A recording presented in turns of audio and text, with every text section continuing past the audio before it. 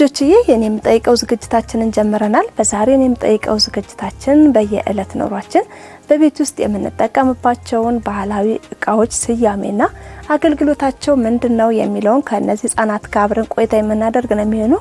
ልጆቹ ስያሜዎችን ያውቃሉ ወይ፣ ካሁን በፊት ተመልክተዋቸው አይቷቸው ያውቃሉ የሚለውን ምንከታተል ነው የሚሆነው። ልጆች እናንተስ እነዚህ እቃዎች ታውቃቸዋላችሁ? ምናልባት የመጠቀም የመንካት የማየት እድሉን አግኝታችሁ ታውቃላችሁ? ጎበዝ ልጆችዬ። አሁን እነዚህ ህጻናት መጠየቅ ጀምራለሁ ማለት ነው። ከማንም ጀምረው? ከማን ልጀምር? ካፒ ማን በስም ንገረኝ እንተዋወቅ። ስሜ ናታን እንዳይባላል። እድሜ 7 ነው። 7 አመት ነው። ጎበዝ ናታንዬ። እነዚህ እቃዎችን አይታችሁ ታውቃለህ ካሁን በፊት? ታውቃቸዋለህ? እሺ ይሄ ምንድነው የሚባለው? እቺን ያዙልኝ። ዋንጫ። ምንድነው የሚባለው? ይሄ ዋንጫ። ዋንጫ ነው። ለምን ያገለግላል ናታን? ጠላ ለመጠጣት። ጠላ ለመጠጣት ያገለግላል። ከምን የሚሰራ ይመስላል? ከበሬ ቀንድ። ከበሬ ቀንድ። እንዴት ነው የሚተዘጋጀ ነው ይመስላል? እንዴት የበሬውን ቀንድ እየቆረጡት ከበሬ ቀንድ የተዘጋጀ ይመስላል? እሺ ናታንዬ። እሺ ቀጣዩን ደግሞ ሌላ ላሳየ። ይሄሳ ምንድነው የሚባለው? ሰፌድ። ይሄ ምን ይባላል? ሰፌድ። ለምንድነው የሚያገለግለው? እንጀራ ለማንጠቂያ ለማውጣት። እንጀራ ለማውጣት? ከምንድነው የሚዘጋጅ ይመስላል? አላውቀውም። አታውቀው? እሺ ናታንዬ። እኔ እንግዲህ ምን እንደሆነ አላውቅም። ይሄንን አይተህ ታውቃለህ? ምንድነው? ቅል። ቅል። እሺ ለምንድነው የሚያገለግለው?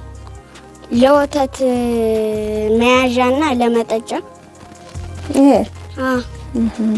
አይተህ ታውቃለህ? ካሁን በፊት ነክተው ታውቃለህ? ነጭ አላውቅም። ታዲያ እንዴት ታወቅው? እያየሁት በቴሌቪዥን። ከኛ ቤትም ነበረ ከብሮ ቤታችን። እሺ ናታንዬ። ልጆችዬ እንግዲህ ናታን የተረዳውን ነገር እስካሁን ባለው ልምድ የሚያውቀውን ነገር ነግሮናል ማለት ነው። ትክክል ነው ትክክል አይደለም የሚለውን ደግሞ መጨረሻ ላይ ነው የምናውቀው። ቀጣይ ማንም ይሆነው እኔ ነኝ ብላለች አይደል? ማነው ስምሽ? በመጀመሪያ እድል ስለተሰጠኝ አመሰግናለሁ። ስሜ ዶም ገነት አብራም ይባላል። እድሜ 9 ነው። ክፍሌ ደግሞ ግሬድ ነው። ኤዶምዬ እነዚህ ነገሮች ካሁን በፊት አይተሽ ታውቂያለሽ? አዎ አይቻቸው አውቃለሁ። እሺ እና አይተሽ ታውቂያለሽ? ምንድነው የሚባለው? ዋንጫ። ዋንጫ። እሺ ከምን እንደሚዘጋጅ ይመስልሽ? እኔ ከምን እንደሚዘጋጅ አላውቀውም፣ ግን ከገጠር ቦታ ላይ ወይም ከአንዳንድ ቦታዎች ላይ ከሚታወቁ አንዳንድ ቦታዎች ላይ ለጠላ መጠጫ ያደርጉታል፣ ይጠቀሙታል። ለጠላ መጠጫ ያደርጉታል። እሺ ከምን የሚሰራ ይመስልሻል ኤዶ? ከበሬ ቀንዶች ምናምን እንደዛ ሊሆን ይችላል። ይሄን አስቀምጣለሁ ማለት ነው። ይሄሳ ምንድነው የሚባለው? አይተሽ ታውቂያለሽ ወይ? አዎ አይቻቃለሁ። ይሄ ሰፌድ ነው የሚባለው። ለምን ያገለግላል? የሚያገለግለው እናቶቻችን እንጀራ ሲጋግሩ ከእንጀራው ከጋገሩት ካድነው ሲጨርሱ ያወጡበታል። እናም ደግሞ ለሆነ ነገር ለገብስ ምናምን እንትን ማድረግ ይሆናል። ማበጠር እንደዚህ። እሺ ከዛ ደግሞ እዚህ ጋር እስኪ ምንድነው የሚባለው? ኤዶምዬ እስኪ ይዘሽው። እኔ የሚመስለኝ ቅል ነው። እናም ደግሞ የወተት መጠጫ ነው። የወተት መጠጫ ማለቴ መያዣ። መያዣ። የወተት መያዣ ነው እና ለተለያዩ ለቤቶቻችን ማሳመሪያም ሊሆን ይችላሉ። ባህላዊ ጌጥም ሊሆን ይችላል። እሺ ከነዚህ አሁን ምን የትኛውን ወደድሽው? እኔ የወደድኩት ሰፌድንና ዋንጫውን የወደድኩት። የወደድሽ እንደው ግርም ያረጋሽ ማለት የትኛው ገረመሽ? የገረመኝ የወተት መያዣ ነው። ምኑ ገረመሽ? መጀመሪያ የወተት መያዣው መያዣ አለው። እናም ደግሞ ትንሽ ሰፋ ይላል። እና ደግሞ ከባህላዊ እቃዎች እንጂ ከዘመናዊ እቃዎች አልተሰራም። መልካም አመሰግናለሁ ኤዶምዬ። አንቺ ጋር ልቀጥል አይደል ወርቅ? እሺ ማነው ስምሽ? እዚህ ንገሪ ያሹ ልትዋወቅ ዘና በይ። ስሜ አብሳላት አማኑ ይባላል። አመቴ 8 ነው። 8 ነው። አብሳላትዬ እንዴት ነሽ? እነዚህ ነገሮች ያተሰጭ ታውቂያለሽ? ታውቂያቸዋለሽ? ይሄ ምንድነው የሚመስልሽ? ከምን ያሁን ልጆቹ ነክስ ሲናገሩ ሰምተሻል አይደል? ትክክል ይሁኑ አይሆኑ አላወኩ። እሺ ስለዚህ አንቺ የራስሽን መረዳት ነው የምትነግሪኝ ማለት ነው። ምንድነው ይሄ? ከምንድነው የተሰራ የሚመስልሽ? ይዘሽ ንገሪ። የሚመስለኝ ቅል ነው። ቅል ነው? ለምን የሚያገለግል ይመስልሻል? ለወተት መያዣ። ለወተት መያዣ። እኔ የገረመኝ ቅል ምን እንደሆነ ነው። ምንድነው ቅል? አታውቂው? እሺ አብሳላትዬ ይሄን ታያለሽ ምን እንደሚያክል? በጣም ትልቅ ነገር ነው። እንዴት እንደሚያምር አይደል? ምንድነው? ዋንጫ። ዋንጫ ነው። ከምንድነው የሚሰራው?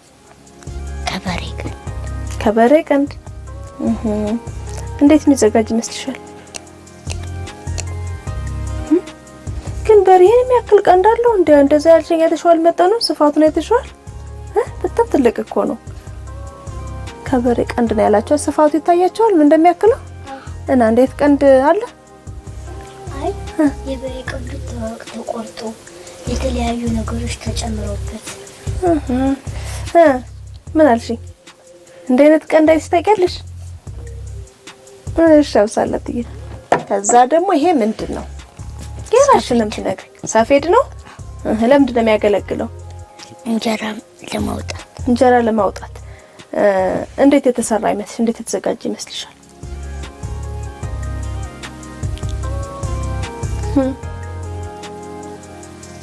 እሺ አብሳላትዬ አመሰግንሻለሁ።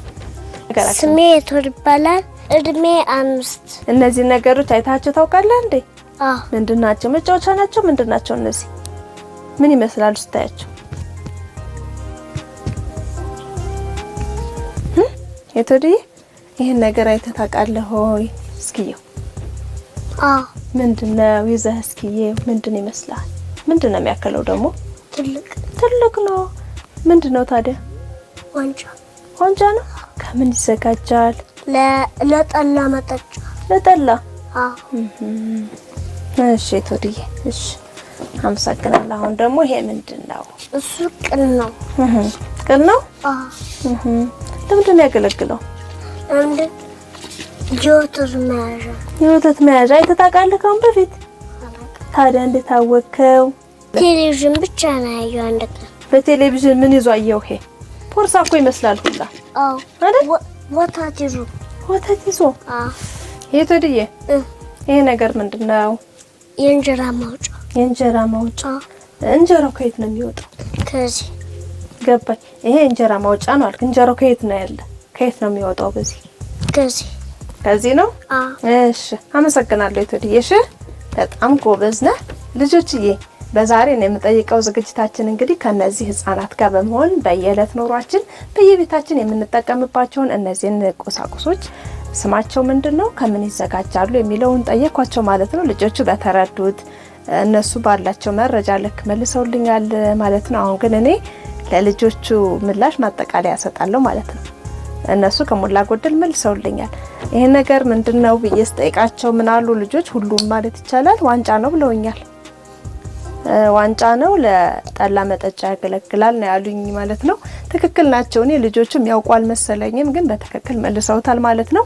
ይሄ ዋንጫ ነው። የሚዘጋጀው ደግሞ ከበሬና ከላም ቀንድ ነው ማለት ነው። የራሱ የሆነ ያዘገጃጀት ሂደት አለው። በባህላዊ መንገድ የኛ አባቶች አያቶቻችን ነው የሚያዘጋጁት ማለት ነው። ለዛ ይሄ ዋንጫ ነው፣ ከእንስሳት ቀንድ የተዘጋጀ ነው ማለት ነው። ቀደም ተቆራርጦ ብላችኋል አይደል? ትክክል ናቸው። በዛ መንገድ ነው የተዘጋጀው። ቀንዱ ተቆራርጦ ከተዘጋጀ በኋላ ግን ቀጥታ ለመጠጥ አገልግሎት አይውልምቀው። ቀጥታ እዚህ ላይ የምንፈልገውን ነገር ጠላ አድርገን አንጠጣበት። ምንድነው መጀመሪያ የሚደረገው? ሲሰራ የሚያመጣው ሽታ አለ፣ ጣዕምም ይቀይራል። ምን ጠጣውን ነገር ጣዕሙን ስለሚቀይረው በአተላ ታውቃላችሁ አይደል? ጠላ ተጠሎ የሚቀረው ዝቃጩ፣ የጠላ ዝቃጩ ልጆች የሰማችሁ ነው። አተላ ይባላል አይደል? ወፍራሙ ነገር አውጥተን ለእንስሳት የምንሰጠው ከብቶች የሚመገቡት። ስለዚህ ይሄ እዚህ ውስጥ ይጨመርና አተላው እዚህ ውስጥ ይጨመርና ይታጠባል ማለት ነው። በደንብ እንዲያንጸባርቅ ያደርገዋል። ከዛ ደግሞ እዚህ ውስጥ ይሄ ሊያፈስ ይችላል ሲሰራና ደቃቃው ያተላው ፍርክስካሽ እዚህ ውስጥ ገብቶ ይደፍነዋል ማለት ነው። ስለዚህ በአተላ ታጥቦ መዓዛው ቆንጆ ሲሆን ለመጠጥ እንደዚህ ስናሸተው የማይረብሸን ሲሆን ጥቅም ላይ ይውላል ማለት ነው እንጂ ቀጥታ ቀንዱ እንደተዘጋጀ አንጠቀመው። ይታጠባል በአተላ ደግሞ ማለት ነው። አንድ ጊዜ ብቻ አይደለም፣ አንዴ ይታጠባል። ከዛ ሌላ ቀን ደግሞ እንደገና ዝብስፍ ይደረግና ደግሞ ይታጠባል በተለያየ ጊዜ። መጨረሻ ላይ ግን ንጹህ መሆን ሲጀምር እንጠቀመዋለን ማለት ነው። በዚህ ምን እንጠጣለን ብላችሁ አልቀደም? ጠላ እንጠጣበታለን ማለት ነው። እናንተ ህጻናት ስለሆናችሁ አጠጡም፣ ትልልቅ ሰዎች እኛ ግን ጠላ እንጠጣበታለን። ባህላዊ የቤት ውስጥ መገልገያችን ነው። በእኛ አያቶች፣ በእኛ ወንድሞች፣ በእኛ አባቶቻችን የተዘጋጀ የፈጠራ ስራ ማለት ነው። እሺ ወደ ቀጣዩ ደግሞ ልሂድ። ይሄንንም ልጆቹ እንግዲህ ያውቀውታል። ምንድነው ያሉኝ ልጆች? መንጠቂያ ነው አሉ። እንጀራ የምናወጣበት ነው አሉ። እንጀራው ከየት ነው የሚወጣ ስላቸው ነግረውኛል። የተረዱትን አይደል? ተመልክታቸዋል እናንተ።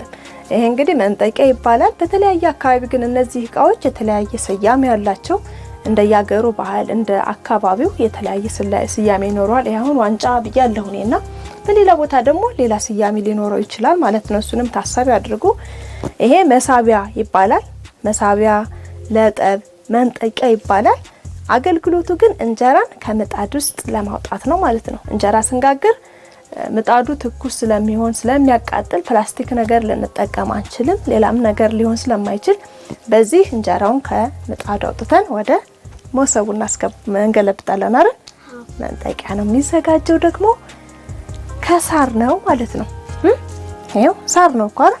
ሰበዝ ይባላል። ይሄ አሁን ሰበዝ ምላችሁ እያንዳንዱ የምናገረው ነገር በእኛ አካባቢ አሁን ባለንበት ነው እንጂ በተለያየ አካባቢ ስያሜ ይለያያል።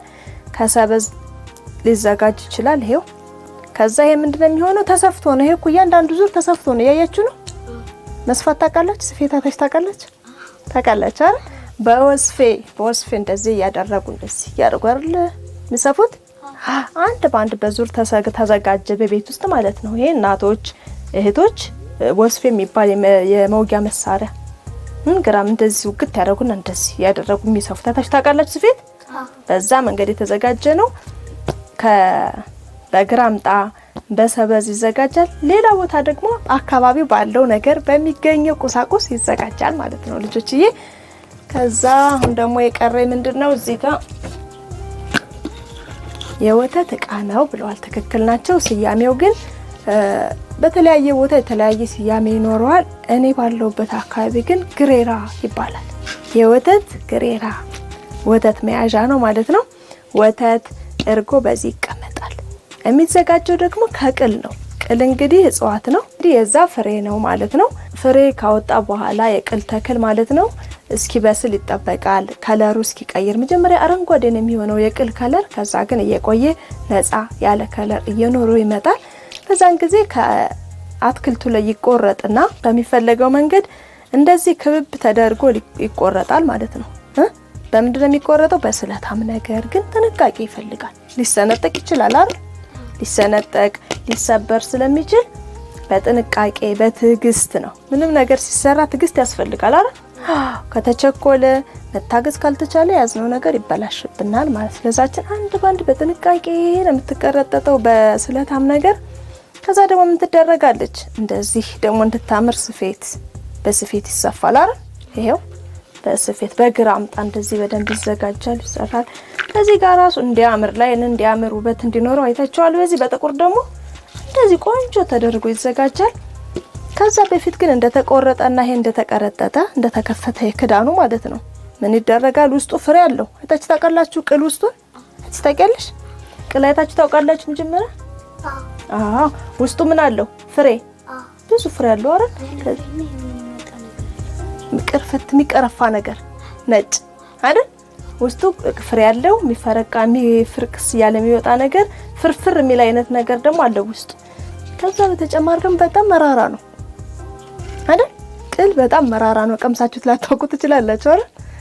ቅል ውስጡ መራራ ስለሆነ እዚህ ውስጥ የምንጨምረውን ወተት ጣዕሙን እንዳያበላሽብን እንዳይመረን መጽዳት አለበት። ከዛ ምንድነው እንዴት ነው የሚጸዳ መሰላችሁ?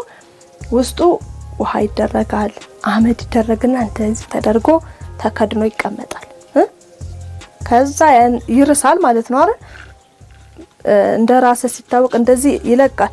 በቆረቆንዳ ወይንም በሌላ ነገር ውስጥ ቆረቆንዳ ታውቃላችሁ? የበቆሎ እንጨቱ ማለት ነው። በቆሎን በልተን ወይ ፈልፍለን ስንጨርስ አለ አይደለ እንጨቱ፣ በዛ እንጨት ውስጥ በደንብ ፍቅፍቅ እየተደረገ ይታጠባል፣ ይደፋል። ከዛ ሌላ ቀን ደግሞ ድጋሚ እንደዛው ይዘፈዘፋል። በተለያየ አካባቢ ግን የተለያየ ሙያ አሰራር ይኖረዋል። አንዳንድ አካባቢ በውሃ ብቻ፣ ሌላ አካባቢ አመድና ውሃን አንድ ላይ በመዘፍዘፍ፣ ደግሞ ሌላ ቦታ ደግሞ አተላ ቅድም ዋንጫ ይታጠባል ብያችኋለሁ አይደል? በአተላ ዘፍዝፎ ማጠብ። ግን አንዴ ብቻ አይደለም የታጠበው፣ በደንብ መራራው እስኪለቅ ድረስ ይታጠባል። መጨረሻ ላይ ምን ይደረጋል? በደንብ ሲጸዳ ታጥቦ እንደዚህ ሲሸተት ቆንጆ ሲሸት ንጹህ መሆኑ ሲረጋገጥ ይታጠናል። አይታችሁ ታውቃላችሁ መታጠን? አዎ፣ ማጠኛ ማለት ቆንጆ ሽታ ያላቸው እንጨቶች አሉ፣ ወይራ፣ አባሎ የሚባሉ ሌሎችም አሉ በተለያየ አካባቢ። በእነዛ ይታጠንና ጭሱ እንዳል ከዚህ ይወጣል አይደል? አይታችኋል? ከነ ጭሱ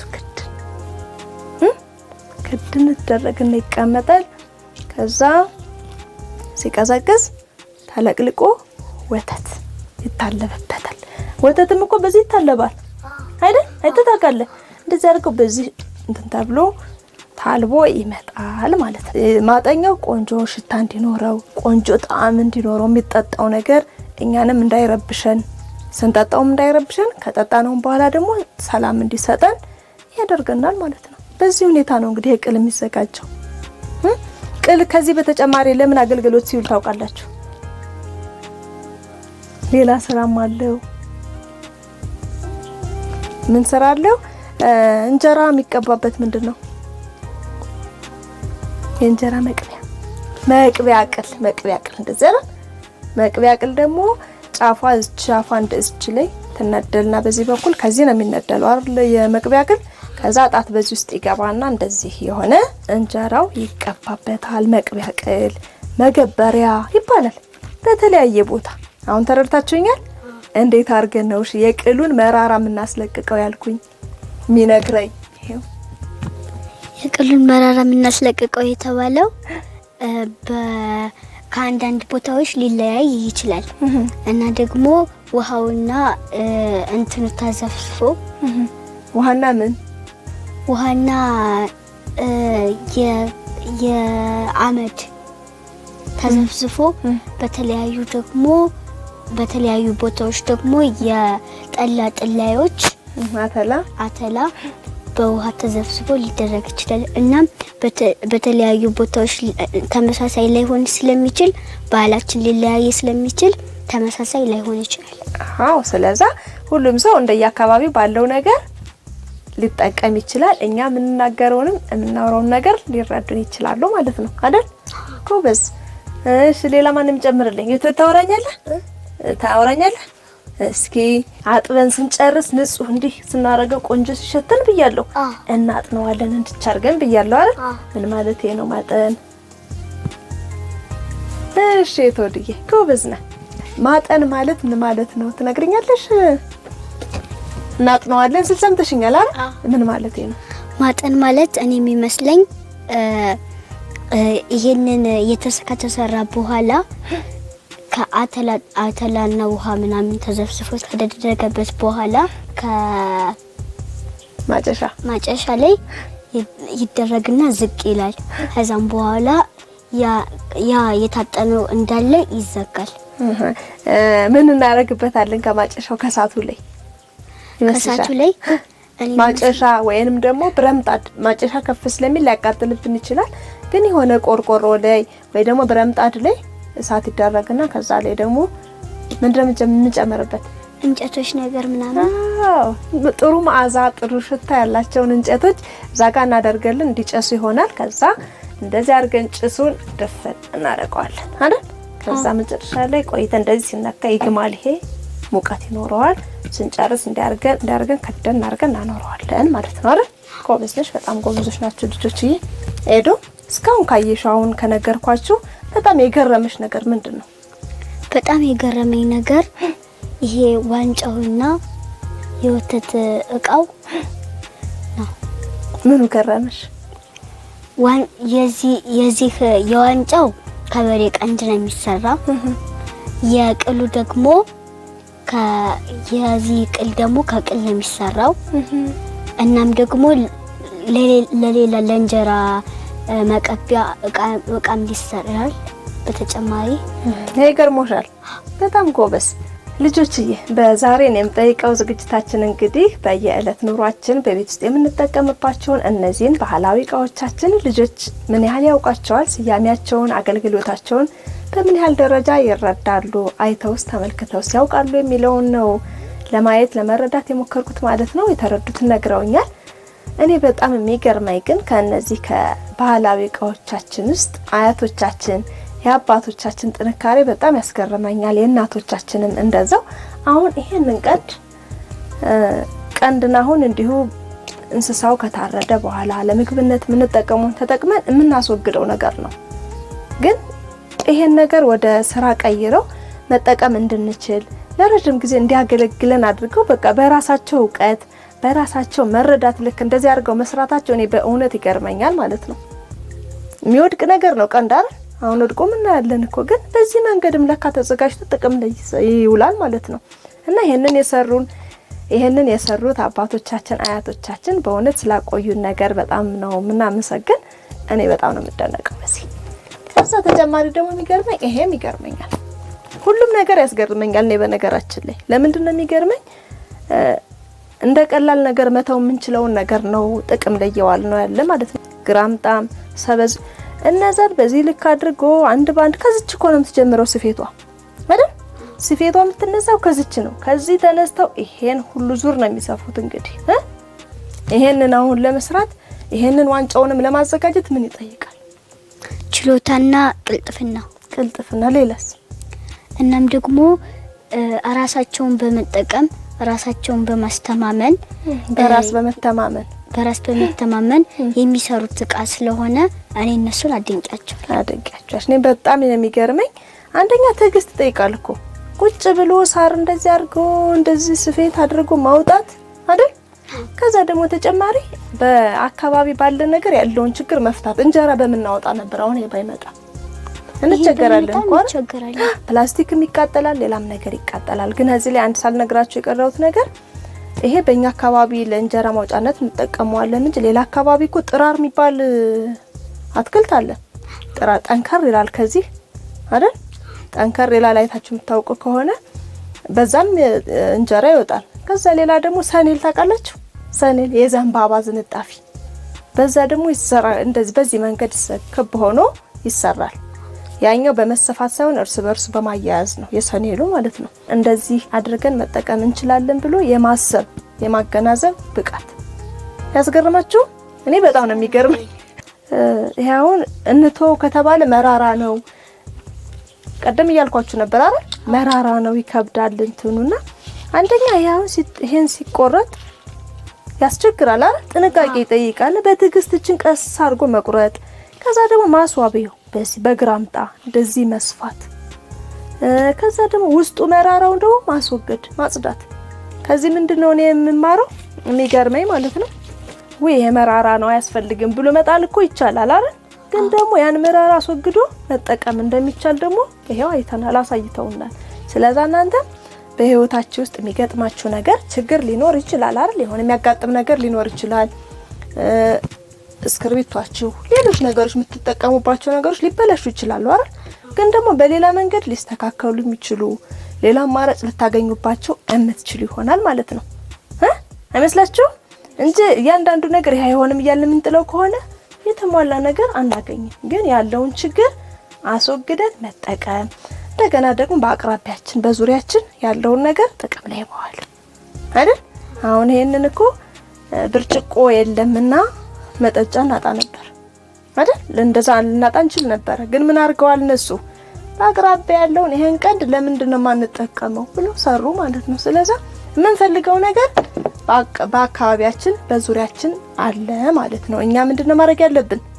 መጠቀምና ችሎታን ማግኘት፣ ኮበስ መመልከት፣ ያለን ነገር መመልከት፣ ከዛ መጠቀም። እኔ በጣም ነው የሚገርመኝ። በጣም ነው ማመሰግናቸው አያቶቻችን፣ አባቶቻችን፣ እናቶቻችን አጠቃላይ እኔ በጣም ነው ክብር አለኝ፣ ትልቅ ክብር አለኝ ማለት ነው። ልጆችዬ የዛሬን የምጠይቀው ዝግጅታችንን እንግዲህ እዚህ ላይ ጨርሰናል። ሳምንት ደግሞ እናንተ ልጆች እያዝናኑ ያስተምራሉ ያልኳቸውን ሌሎች አዳዲስ ዝግጅቶች ይዤላችሁ ቀርባለሁ። እስከ ሳምንት ሰላም ሁኑ ልጆች።